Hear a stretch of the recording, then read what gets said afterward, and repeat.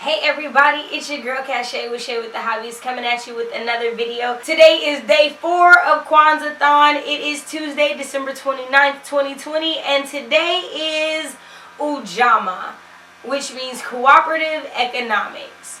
Today's video is my wildest business ideas. And there was a video that was going around on AuthorTuber, and it was like my wildest publishing dreams. And so for this one, that was kind of like the concept. Like, if I could create whatever businesses, organizations possible, what would I create? And so I have like 5 that have like been staples of my life that I've like wanted to do, and so I'm gonna talk about those. The first one would be a transitional living program.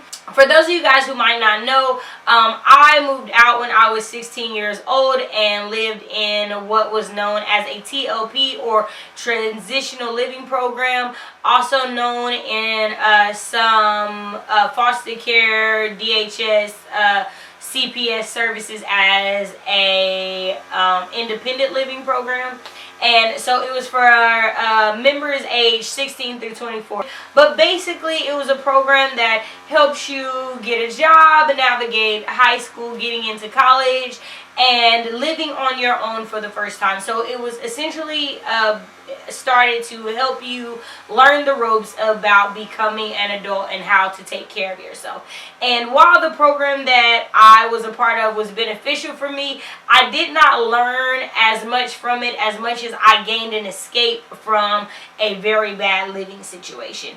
And so when I was 16, I knew that I wanted to recreate this program, but I wanted it to do what it was supposed to do rather than what it actually did. So for a lot of people that were in the program, they really just abused it. They needed help getting on their feet, which is perfectly understandable, but they kind of like freeloaded, like, because the way that you paid your rent was kind of like a rolling basis. It was based off of like your personal situation. There would be people who just wouldn't pay rent and things like that, so they weren't really learning the facets of adulthood that they were supposed to be.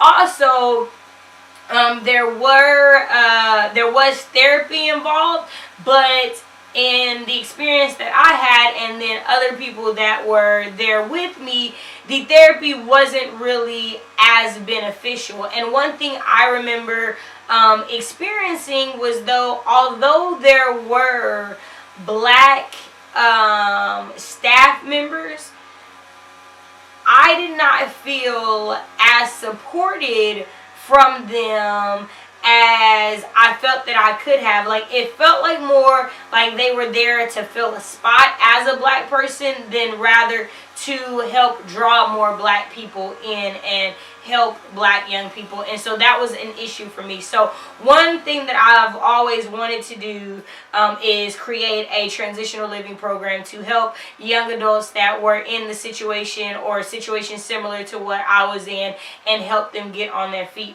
Now, this partially also was an idea because in the house that I grew up in under my grandmother had an idea for a piece of land in which students would live on and work on and learn how to do things with their hand, and she essentially called it Broken Pieces Ministry. So my entire childhood was always about how my grandmother could bring other young people to our home, to our land, to learn how to garden, to learn how to create things with their hands to be able to be sold, to make money for themselves, to learn how to do hair and other such things, because she believed that her mission in life was to teach other black people how to create something from nothing. And so that is definitely something that carried into that desire for me.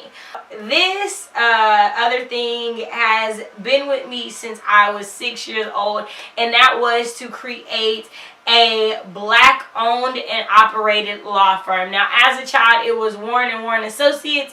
I also did not take into the fact that I could possibly be married or anything like that. So I just thought as a child, Warren was always going to be my last name. Like, that was the thought at one point in time. But the idea was that I was told when I was a child that my grandmother had prayed, and that God revealed to her that I would be in some type of law capacity, career-wise.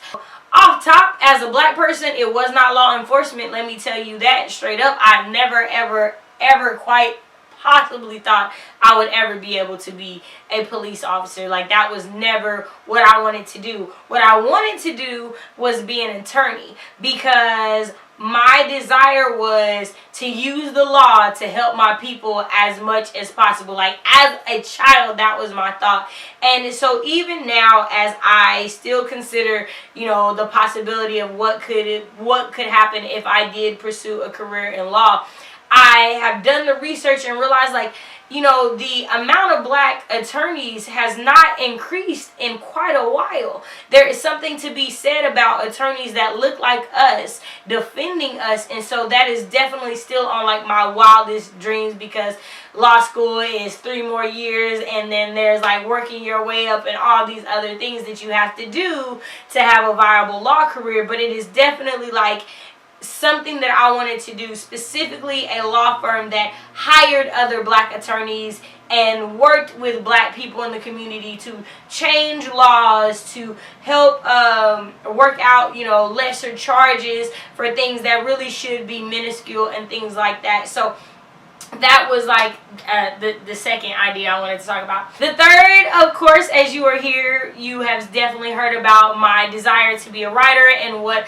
I plan and want to do. And so always be a writer. As I got older, the desire actually was to have a black owned and operated publishing company. A publishing company in the traditional sense, but also in the indie author sense. So I wanted to be able to offer a space where black authors could actually get sign-on advances and things like that, but also offer services for the black author who wanted to be their own boss and not have to wait for advances or royalties or things like that, and have to be chosen, that wanted to be like, hey, no, I just need an editor, or I just need a book cover designer, or I just need to hire sensitivity readers. So and the deeper that I've got into this community, the more that I get excited and enticed by that idea. All these things are like wild and crazy, because for me personally, I would like to do all of these things. Like,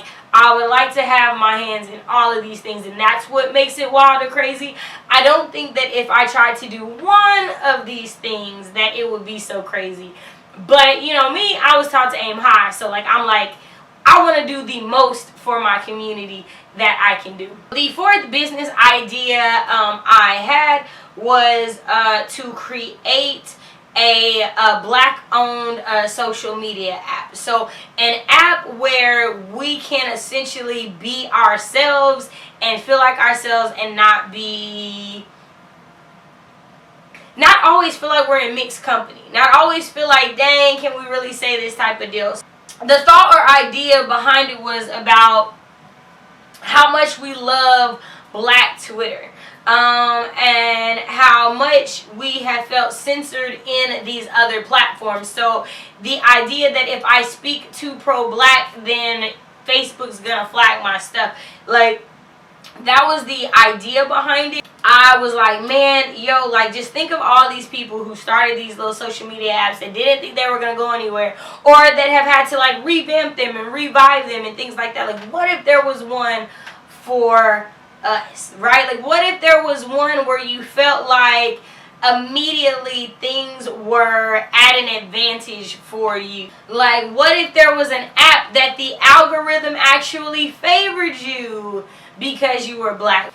My last business idea would be to create a photographer's utopia on the course of 5 to 10 acres of land. So I would like to buy a plot of land and turn it into my own photography utopia, oasis, whatever you want to call it, where there are photos that only I could get because it's on my land. Like, I would love for it to be a very private, unique experience for my clients. So it'd be like, you get to come to this place and you have these, like, I want to have like different buildings so that there could be like the indoor atmosphere. I'd love to have like a wooden cabin where we could have that wooden cabin experience photo shoot.